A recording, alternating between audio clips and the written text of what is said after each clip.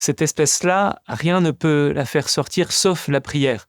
Nous dit Jésus dans ce passage de l'évangile du jour, où il vient à la suite de ses disciples pour expulser un esprit mauvais qui avait pris possession d'un jeune qui était devenu sourd et muet.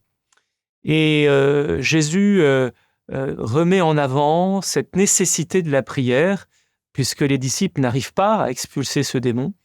Et ce qui est étonnant, c'est de voir que Jésus lui-même, alors qu'il a une double nature, il a une nature humaine et une nature divine, et donc il est Dieu, et bien lui-même prie également.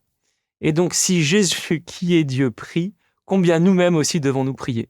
Et il prie pas uniquement, et on s'est dit à plusieurs reprises dans les évangiles ou dans les actes, qu'il priait les psaumes, par exemple, avec ses disciples, mais on le voit aussi dans différents passages d'évangile, reculer, se mettre à l'écart et prier son Père.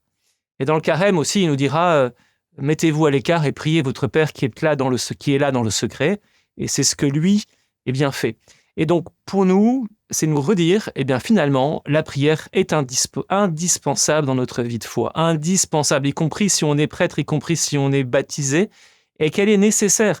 Pas uniquement pour expulser des démons, ce qui reste très rare, et qui est l'œuvre seulement du prêtre exorciste, mais pour nous-mêmes être en communion avec Dieu, nous-mêmes résister au mal, et puis se mettre en communication, en relation avec Dieu, et se laisser transformer par lui, et qu'en dehors de cela, on ne peut pas. Voilà. Et donc, si Jésus le fait, faisons-le également.